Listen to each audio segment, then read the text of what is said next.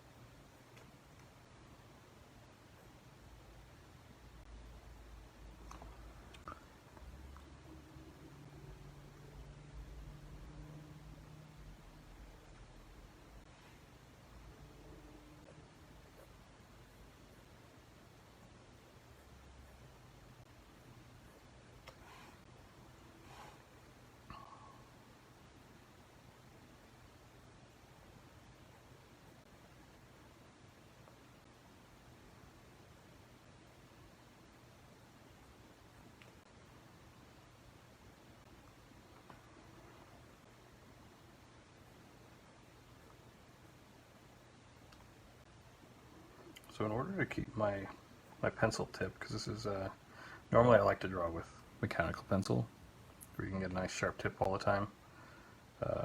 With this kind of lead, the trick is to kind of rotate your pencil around as you draw, and draw kind of on the side of the pencil. That way it's just a little bit always sharp. And you're not just like using the sharp part and then ending up with a dull tip. You kind of like keep rotating it, and that action continues to sharpen it. Jenna says she started with the hair also. Has a lot of interesting lines and shapes to be drawn, I think. Yeah, I agree. I think so. It's a nice, because it kind of frames the face.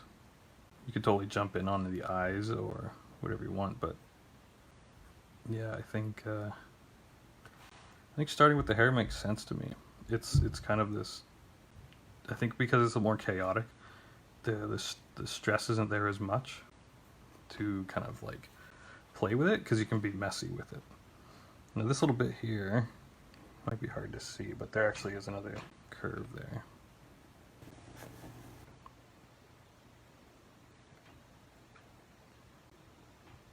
And I made the hair in the back here like feathers almost, like they're like this kind of feather pattern, all layered and everything. But it's still hair. It's just kind of this stylistic decision.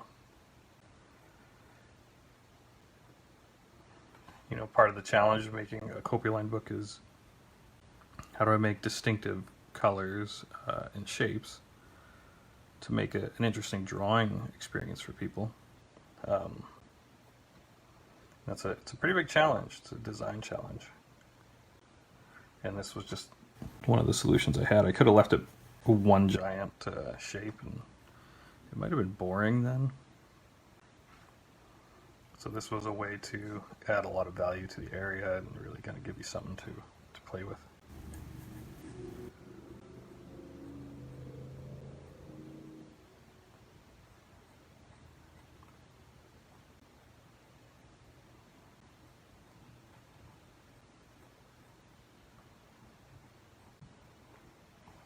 There's a lot to do there. You know, I'm getting bored of it already because it's like, it's a pattern you have to do. So I might actually abandon the hair for now and move on to another part and then come back to it. If I'm not, you know, brave enough to like jump all the way over here and start over here, I'll lead myself over there.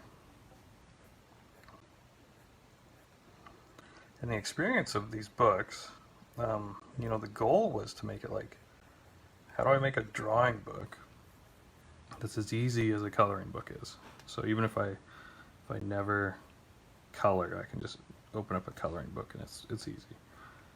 So even if I never draw, I should be able to open this book up and do it. So the experience is actually similar to inking a comic book, which is normally it's drawn already. Someone draws it in pencil, gets sent off to a different person usually, and that person uses an ink pen to make really great lines.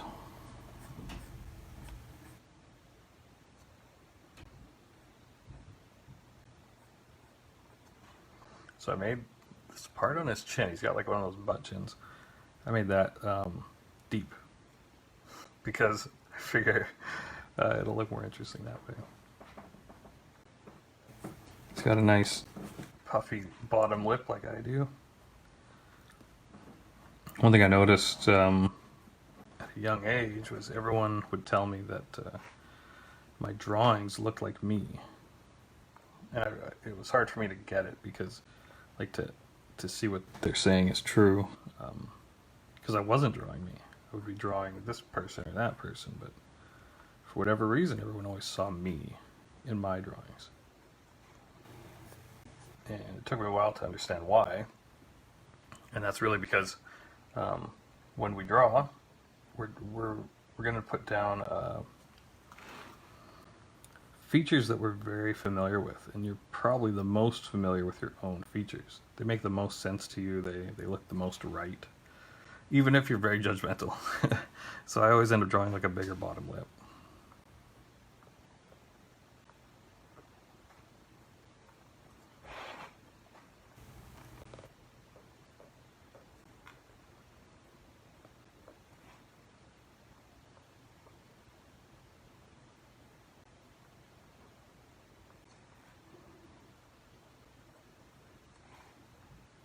So I'm really working on the corners here, even though I'm meant to be drawing lines. I like to put emphasis on these corners where less light is going to be shown, and really creating a nice shape there, I think. And that simple shape actually adds a lot of depth to that area. And I add a lot of these little accent lines that add a lot of dimension to the things that are drawn on. For this, like this accent line gives a lot of shape to the nose.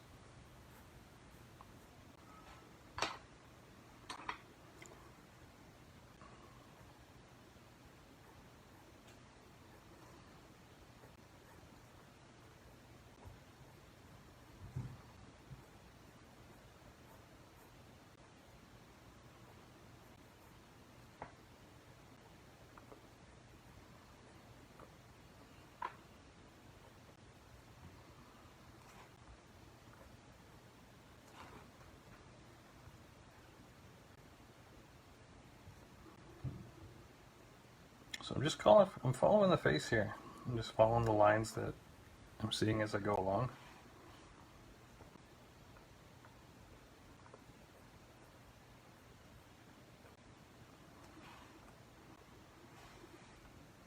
And welcome everybody. Thanks for stopping by. Who is?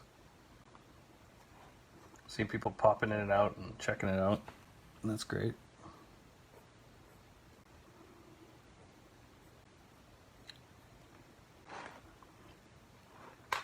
So today we're working on the fuzz. That's what we're working on.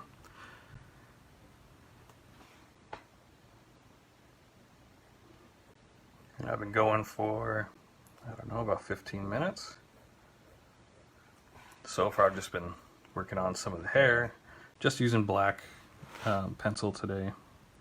For me it's black colored pencil, because it just seems to draw a little bit nicer.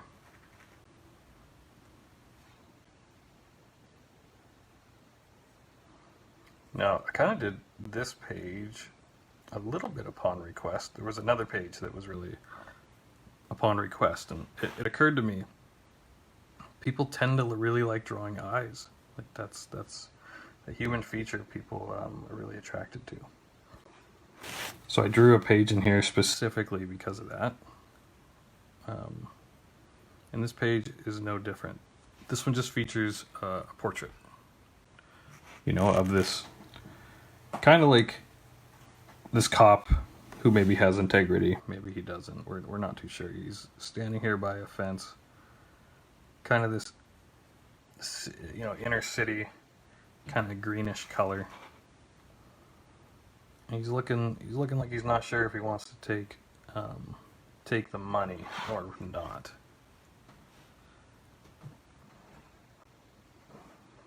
And as far as the story goes, I like the unknown quality of that part of his character.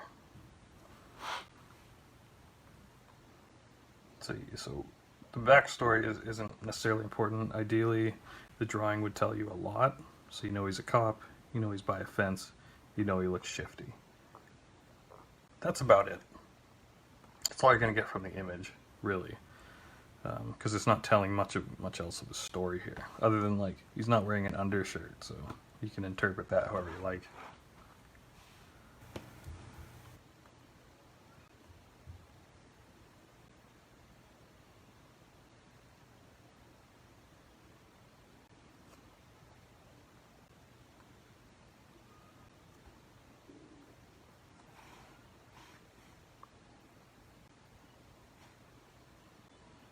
So these accent lines that kind of give it form, I'm not going to put a lot of emphasis on them. I might not even really touch on them very much because I don't want those to be overpowered. Those aren't meant to be like intense. These outlines around things, these kind that like that really sell the form, those you can draw much harder. If it's like the edge of a fold, like let's say his chin, but up here you don't really want that to be as hard of a line. And that's interesting because it's kind of good stuff to consider. That kind of information isn't given to you on these pages. So it's your choice and maybe your responsibility to figure out some of that kind of stuff.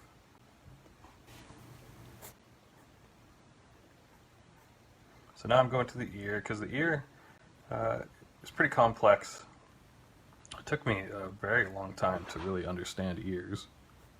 There's such abstract, odd shapes, like weird canals, and it's a pattern, and you can kind of memorize it. Each ear is kind of different, but you can learn them. I don't profess to draw them realistically when I do it, but just try to get some of the curves generally right. So that's what I really provided here, was like some of the suggestive areas to consider.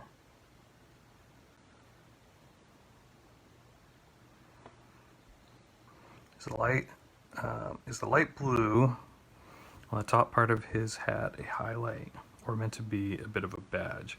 I'd like to add a badge to that hat somehow. Yeah, actually, this is the badge right here. So we're looking at like the side of his hat, just like we're kind of looking at the side of his head. So then the front is here, right? So then this is the front. And I tried to make it a similar shape to the badge he's wearing here. So yeah, if you want, maybe look up what a police badge looks like, and then you can add details to that. How I would do this, if you want me to jump on it now. So I would try to think of it like kind of separate from the hat, even though it's probably just printed on there. I like the idea that it's like a metal, it's kind of popping off, so I'm gonna give it a bit of depth underneath. And then when I draw the front, I'll probably end up making the line here pop out a bit more. So that's a good way to make it look like you know, a badge that's popping out.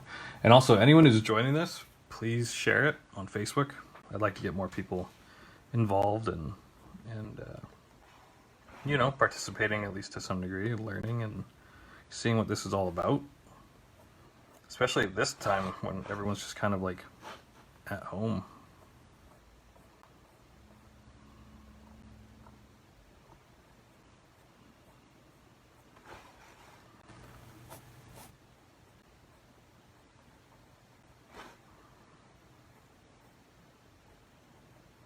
So now I'm just thinking about like the hair and what's on top of each other, and whenever something's over something else, I tend to put the line a bit thicker.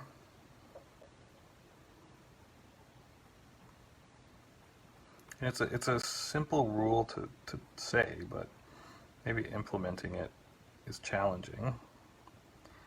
I've done it so much though, just in drawing, that it's part of my line style now. So it's not like I draw my lines and then I go figure out how to do that. I do that as I'm going, because it's part of the joy for me of the lines, is the part where I get to add depth and form. So I say, okay, I do go back, and I shouldn't say that, I mean, I do go back and add and push and pull things more, but it is also there as I'm doing the line work.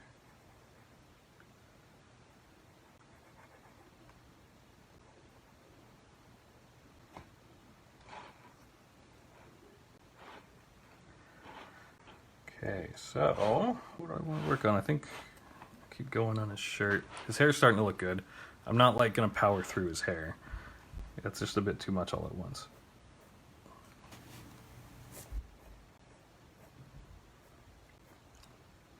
Now, because he's not wearing an undershirt, it definitely comes across like he's he's maybe he's like a stripper or something. But I think what I like about it is that he's just kind of like a beat cop, and it's hot out. That's why. I think this day and age we just kind of expect it to be something more. But I think times were simpler in the 70s in a lot of ways. People didn't have like body image stuff, and vanity wasn't the same. Definitely existed, but wasn't the same. So there's faint lines in here that kind of suggest form, and like this one suggests his pec, like one of his pecs.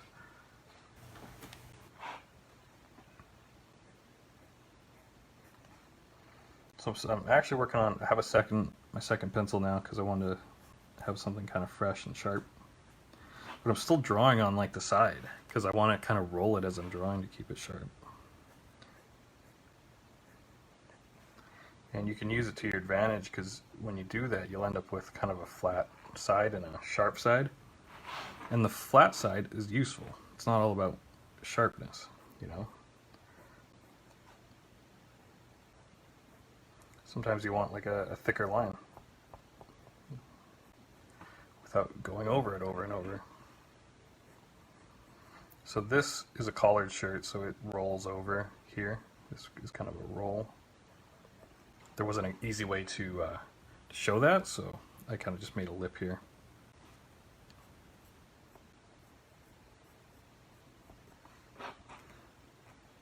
Now I'm gonna like draw with my hand like this to really.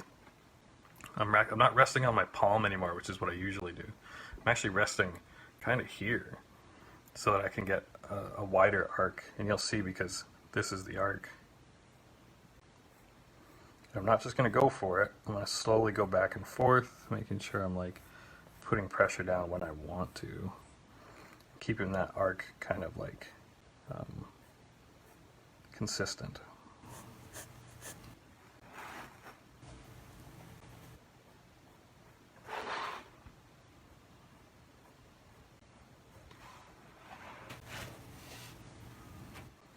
So he's looking pretty great. I love that these black lines really bring these pictures to life.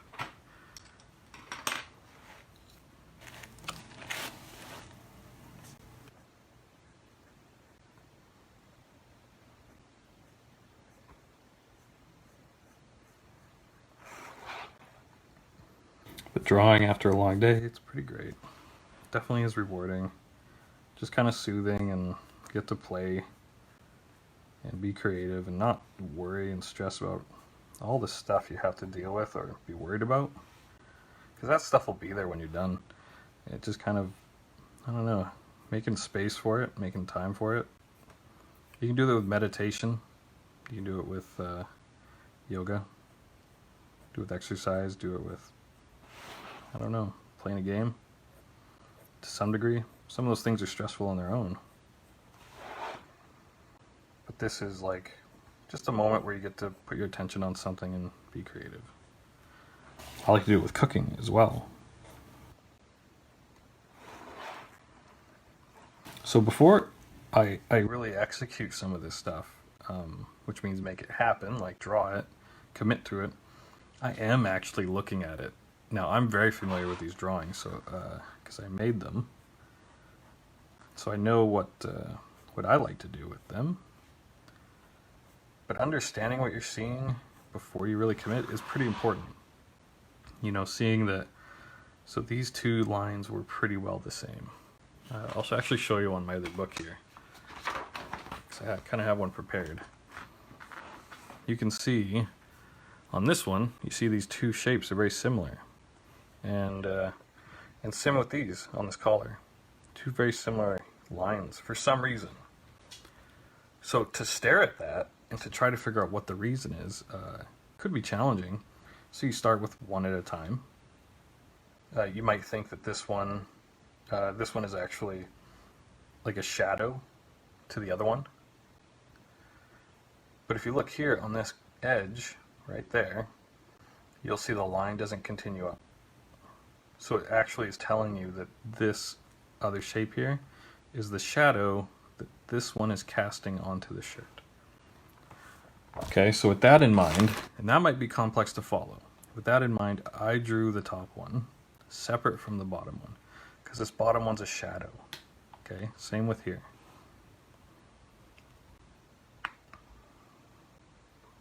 Jenna says, the picture looks great with or without any lines. This takes off the immense pressure of trying to make a drawing that looks good.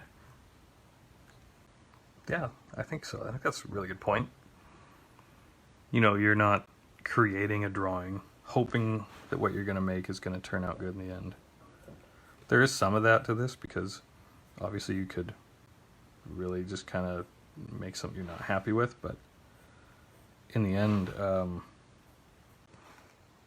yeah, it's already a drawing that you understand, that you get. It's already drawn. So if you like the picture, then we're already halfway there, you know. Then it's just a matter of like drawing that picture, getting to enjoy the creation of it in its own way. So these lines on the shirt, these are wrinkles in the shirt. So I'm gonna use the flat side of my pencil to just start putting some lines on them. I'm not gonna try to be really precise. By doing just a little bit of lines on them, I start to get a feel for maybe where I want the line to be thicker or sharper, because I'll redraw it. But sometimes I have to put the line down to see what I'm working with. So you don't commit right away to that. So the same thing with this other badge up here. I'm going to do that down here. Except the shadow will probably fall differently, because now it's actually laying on the shirt a bit differently.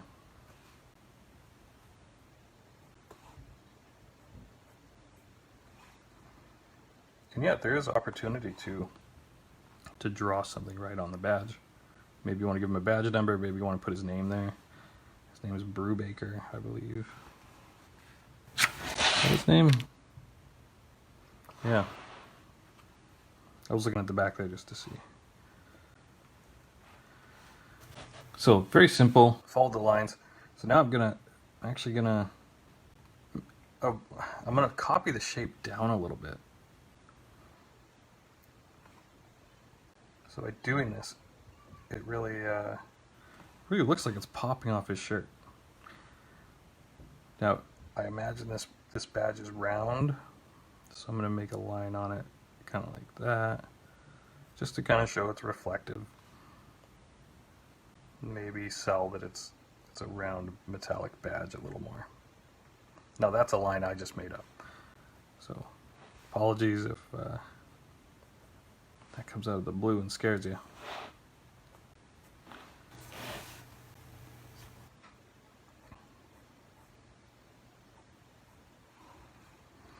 Alright, I'm going to work on his hat now, because we're getting pretty close to finishing him. You know, as far as like his hair and his hat and his other features. So I'm just going to keep going on that. Sorry if you can't see through my hand. I was looking at some of the playback footage from previous ones I've been doing. Sometimes I'm straight up, my hand is just right in the way of the camera. So it's a bit tricky to film these. But you know, I do my best. I think it's turning out fairly good for the most part these days. I really struggled with, you know, filming stuff like this before, so I'm not sure how far we're close to get, you know, what angle, things like that, and it's a bit of a challenge. It would be great to have like someone who's like a pro at it and just goes, yeah, just do this. But finding someone like that to just tell you, it doesn't really work. So just like drawing and improving in drawing, I'm improving and learning in videoing filming my drawing. It's all about growth mindset, not fixed mindset. They say statistically, if you raise a kid with growth mindset, they're going to be more successful than if they have fixed mindset. Because fixed means nothing changes, it's locked in, it is what it is. You know, like, I'm not very good, I can't do it, I don't draw. That's fixed mindset. Growth mindset says, I don't draw very well, I'm learning to draw, I can learn to do better, I do better all the time. So you can see how that would lend to a more successful person. So when you take on a challenge like drawing, which is what this would be, try to have a growth mindset. Say, yeah, my lines aren't going to be very good, but I'll get better.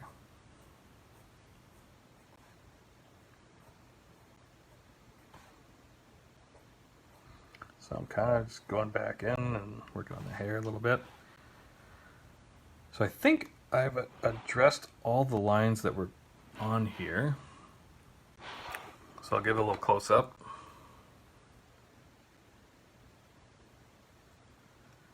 You can see the lines that I've put down already.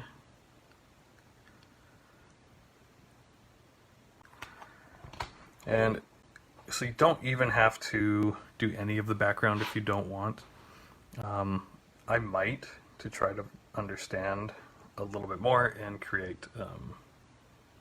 Clint says the black pencil is great for this. I agree, totally. Well, this looks like a comic book or something, right? So I'll end up actually darkening more areas because it can stand it. This one, it's a nice big image, and this is a good time to use that like flat side of your pencil to create the like thicker lines. And really, don't be afraid to play with thick and thin. And if you bought the book, I think it'd be pretty natural to be worried about like messing it up, but you have to think of it like a sketchbook. It's not a book that has to turn out perfect. It's a book that is for practicing and getting better at something and exploring something. So be okay with like making mistakes in it, and maybe you'll have a couple great pages that you really love.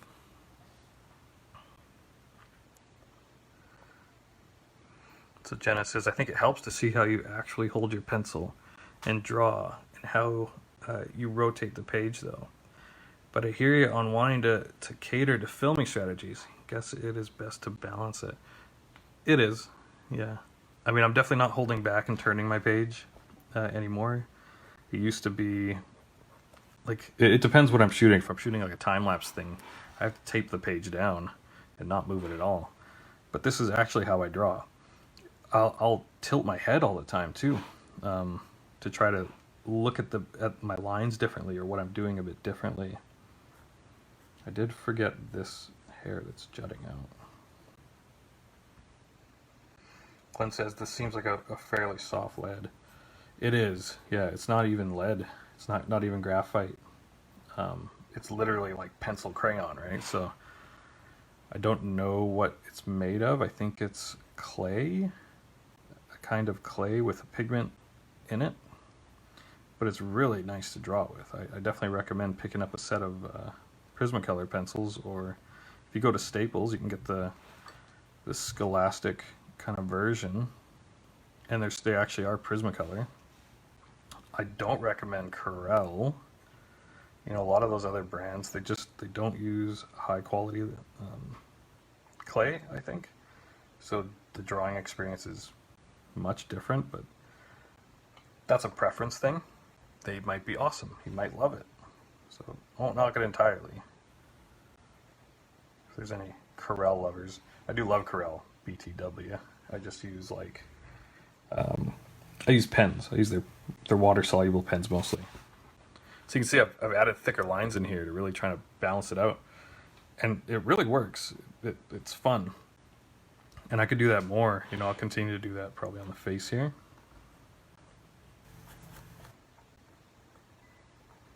You don't want to necessarily always put thick lines everywhere. I mean, you can, but I think in the end the image will be oversaturated with them, it might look heavy-handed, and there's this beauty that comes along with contrast, right? So contrast being light lines and thick lines. So if you can have a good balance, strike a good balance of like, I'm going to use a certain amount of thick lines, but they're not all going to be on one side or the other side. They're going to be balanced, right? So some over here, so if there's some over here, then it's heavy here. I need to have some over here to counter that.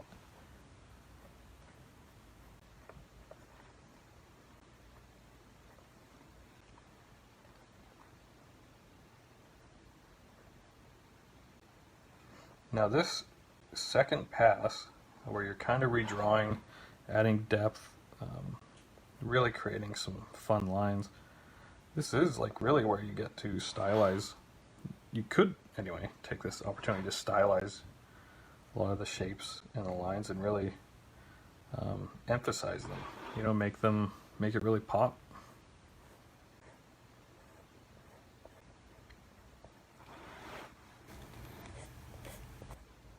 I'm still debating if I even want to touch this fence in the background. I'm not entirely sure yet. I think I have enough time to where I could.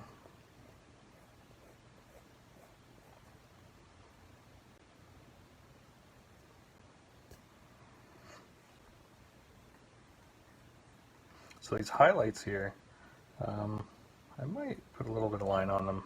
You don't have to. I kind of like that they're just there, but they are highlights. And feel free to add more. They're really they're just lines, right?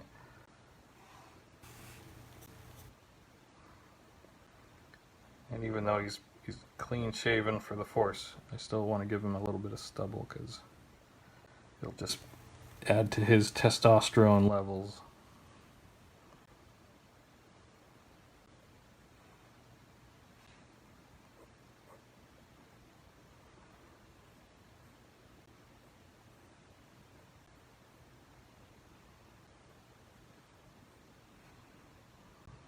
Okay, so I've decided I will work on these lines a little bit in the background because I want to. What I like is the way a chain link fence works. This is just they're long strands of metal. They wrap around each other like themselves. So the background element is a really cool, even though it's repetitive, really repetitive. It's a good experiment in seeing how things kind of go behind other things and how to kind of depict that. So I'm just trying to think if I want this in front.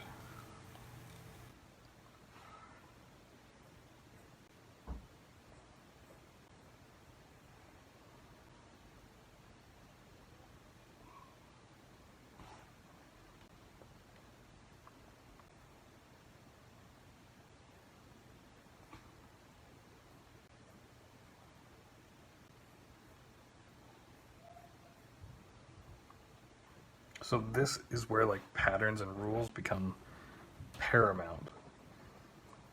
Because if you don't, if you decide here this is going to go in front, this one will go behind, and that's great. But then you do it differently up top. Well, that'll make your drawing really kind of like a little bit wonky. So I have to kind of decide this, and already I'm humming and hawing because I'm not entirely sure. I don't even know if I can erase this. I really don't. So I might already be committing. Mostly because it's Prismacolor pencil.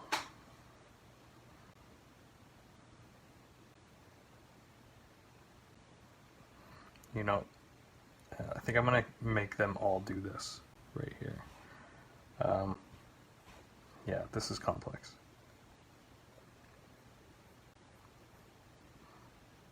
So I'm going to ignore what I've already done. I'm going to draw it as if I did not just do that.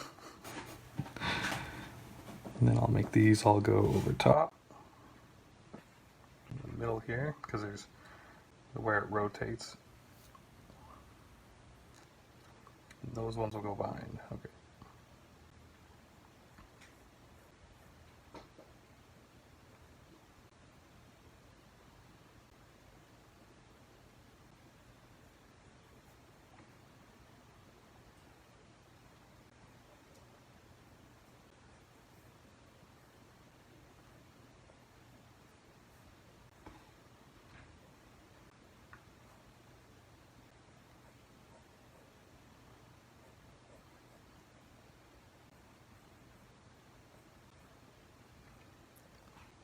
So once you understand a rule like that, you can literally go through and do all these vertical lines, because you know, okay, these lines going this way that don't have a curve are always going to go behind this one. So you go through and you do all those, all those, all those.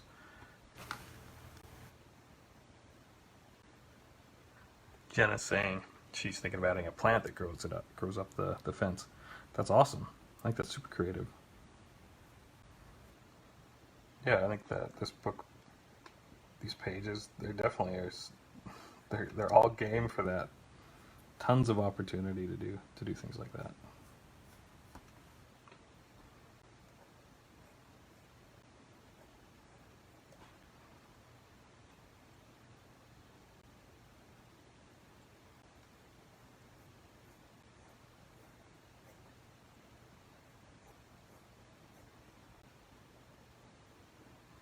Now, if you're getting bored of something like your fence, you know, just go back to maybe adding little details, seeing where you can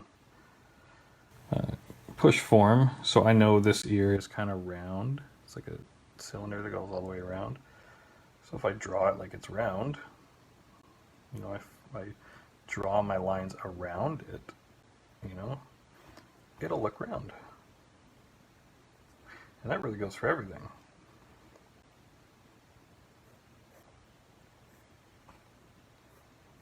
I'm just going to add parallel lines to the shirt, just right there. You can add little creases, areas where maybe it's been sewn. Doesn't even have to be realistic, truly.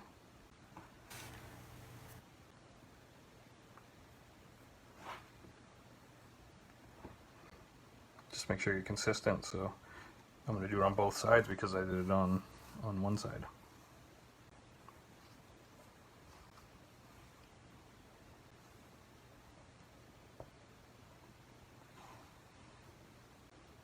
Now, there isn't anything on this. I don't know what this is. I think it holds maybe a strap or something, but I'm going to draw little buttons on top.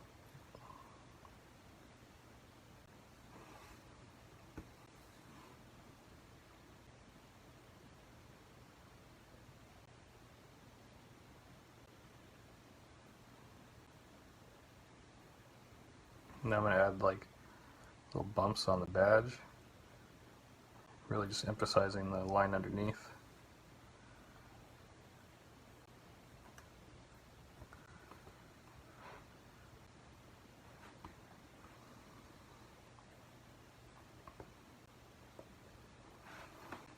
You can add some extra strands. The thing with hair, and the reason why they're kind of clumped this way, you know, I notice when people draw hair anyway, they tend to draw a lot of individual hairs.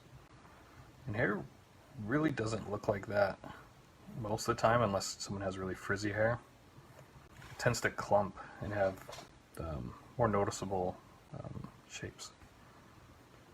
And then you can go in and add some single hairs. Like this little clump standing out here is kind of doing that, but if I decide I want him to have another single hair here, nothing saying I can't, you know. You can do that here. Just have a couple hanging out, like maybe he's really unkempt. Otherwise, clumping them together, acting as if they're kind of like grouped together, because they do kind of stick to each other. They have texture.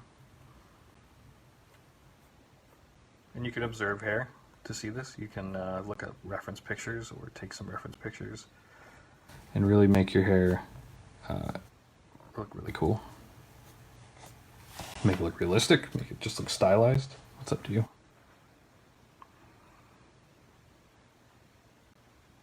Oh, how do you say that? Len says the shoulder thing is an epaulet. Epaulet. So what does an epaulet do, Glenn? Like, what's the purpose of it? I never thought about it till now, but I gather if it would hold a strap in place, if you were wanting that.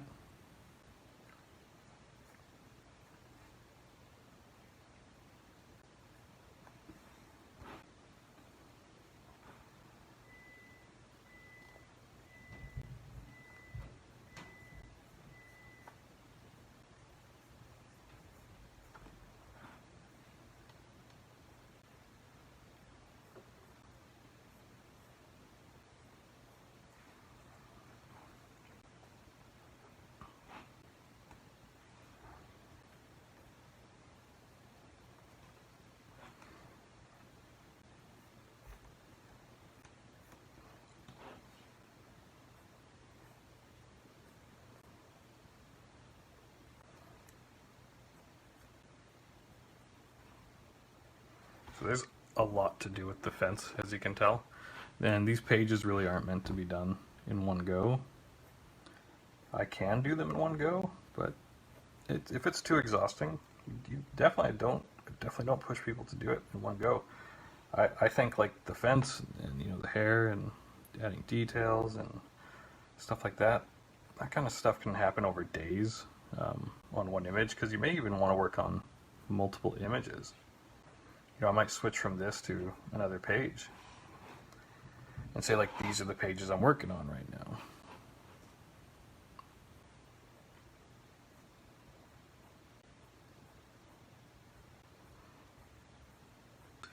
So I'm adding hatching on his hat here, and I'm doing it in such a way that's like it's a cylinder. His hat is a cylinder going around his head. So here, maybe I'll draw this. So the hat is a cylinder going around his head. This is us looking down at it, right? So if you rotate this cylinder, let's rotate it toward us. You'll see here, it looks something like this. So then his head goes in it, right there. So he's got eyes, nose, mustache, ears, hair. And the rest of his hat is up here doing whatever it's doing, okay? But it's this part, this cylinder part, that really matters. So to make it look round, you would shade the sides, slowly come into a highlight at the front, and go right back into shading and your darkest point being on the side, okay? So that looks pretty round, right? So let's translate that to this thing here. That's what it's doing. That's the very rudimentary version of it. So I'm stylizing it with hatching, and I'm gonna do it up here too. I'll start darker, and I'm just gonna carefully place my lines and start making them a bit lighter, spacing them out, and trail them off to nothing. Right, I'll do it a little bit more here. And automatically his hat now has some depth, some some new interest.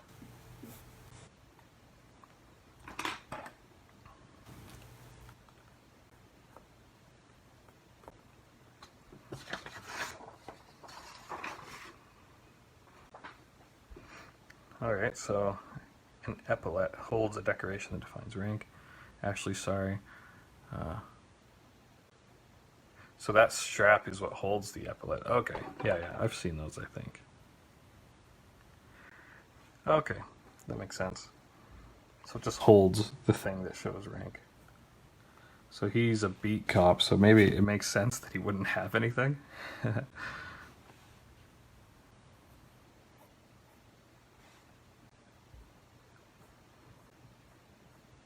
Because do cops show their rank in that way? I know, like the commander or the commissioner or whoever, the captain would have their something there, but I wonder if just a regular police officer would have such a low rank they wouldn't have anything.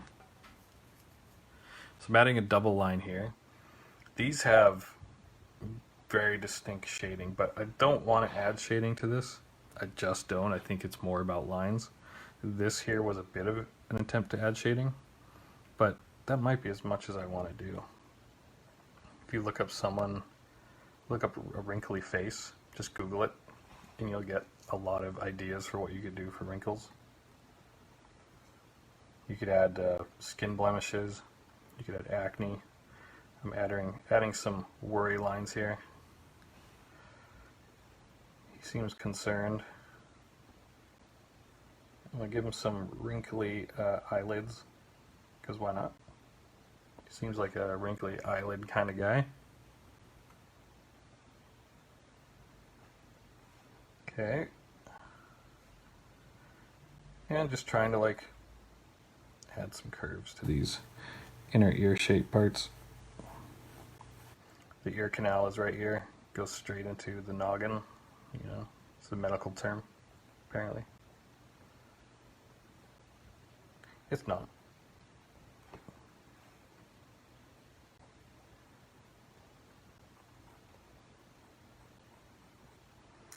And all this depth, all this effort of adding depth, just makes our image look way more compelling, way more interesting. Like, you know, people look at it and they would go, wow, you really put a lot of effort into that thing. And you're like, yeah, okay. Even though maybe you didn't, maybe you just set a rule and you followed the rule, or you said, yeah, I do want this strand of hair to be a little bit farther away. But people who aren't used to reading images or building them, they don't understand what they're seeing. They just know it's more complex than they understand.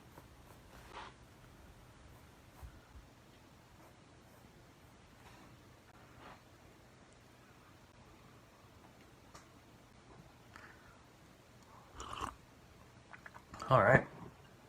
Well, my time's almost up. I'm trying to do this, you know, for about an hour each day.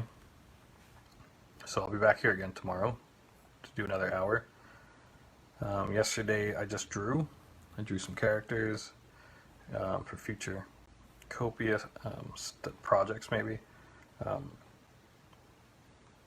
And today we're working on the Fuzz page. So I'm not sure what I have in store for tomorrow. I'll see if I can make an announcement and let everyone know. So if you want to join, you can. Because I'd love to see more people come here with their books in hand, sit down for an hour in the evening, doodle away, get ready for bed. I don't know. Be creative. And get the most out of this whole experience. And who knows, maybe start drawing more on your own. Because the drawing day yesterday was me just creating characters, so it was a good day to come by and learn a bit about my process to do that. And I'll do more of that, so don't worry, you didn't miss anything. Put the videos on our Facebook page, so you can check it out. It's also available on our YouTube page, because I put them on there.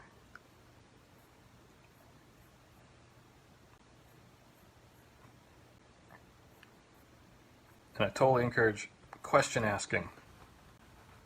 So ask me questions, because I like to answer them.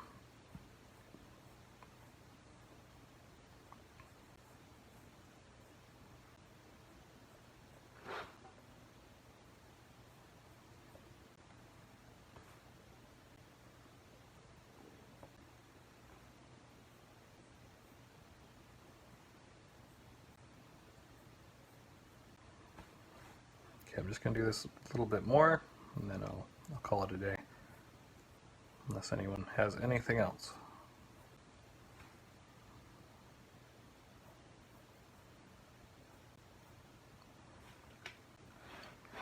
So that's the Fuzz so far. I'm going to finish up this stuff on my own, and I'll end up sharing this on Instagram or something on our account. So thanks for joining me. I really appreciate it, everyone who comes by. And yeah, look forward to seeing you tomorrow. Okay, thanks. Bye.